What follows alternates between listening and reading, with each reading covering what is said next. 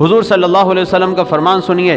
حضور صلی اللہ علیہ وسلم نے ارشاد فرمایا اربع من کن فیہ، 4 چیزیں ایسی ہیں جس کے اندر وہ 4 چیزیں موجود ہیں.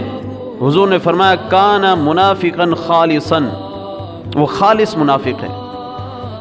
اور حضور نے فرمایا ومن کانت فیہ خصلۃ کانت فیہ خصلۃ من النفاق، جس کے اندر ان میں سے کوئی 1 2 3 ہیں، 4 نہیں ہیں، تو حضور نے فرمایا جتنی ہیں وہ سمجھ لے کہ اتنی اس کے اندر منافقوں والی عادات ہیں.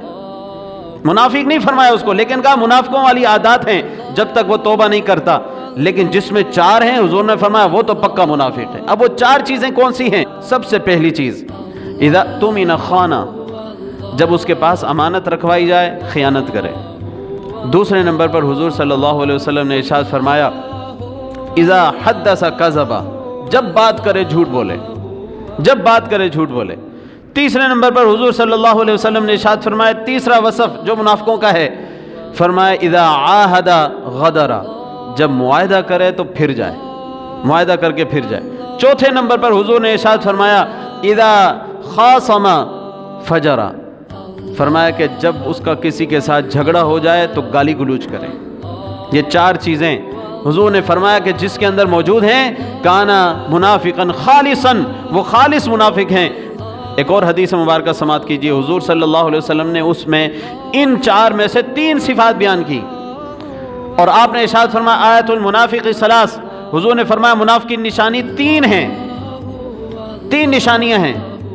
یہ بیان کر کے حضور نے ارشاد فرمایا وَإِن صَلَّى وَصَامَ وَزَعَمَ أَنَّهُ مُسْلِمٌ، فرمایا اگرچہ وہ بندہ نماز پڑھتا ہو، اگرچہ وہ روزہ رکھتا ہو، وَزَعَمَ أَنَّهُ مُسْلِمٌ، اگرچہ وہ یہ سمجھتا ہو کہ میں مسلمان ہوں، لیکن حضور نے فرمایا اس کے اندر یہ باتیں پائی جا رہی ہیں تو وہ منافق ہے.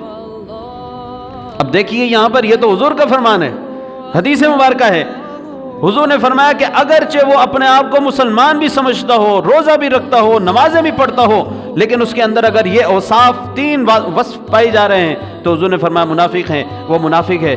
کون سے اوصاف حضور نے بیان فرمائے؟ وہ یہی ان 4 میں سے آپ نے پہلے ارشاد فرمایا اذا اؤتمن خان، جب اس کے پاس امانت رکھوائی جائے تو خیانت کرے. وَإِذَا حَدَّثَ كَذَبَ، جب بات کرے تو جھوٹ بولے. اور تیسرے نمبر پر حضور نے ارشاد فرمایا اذا وعد اخلف، جب کسی کے ساتھ وعدہ کرے تو وعدے سے مکر جائے.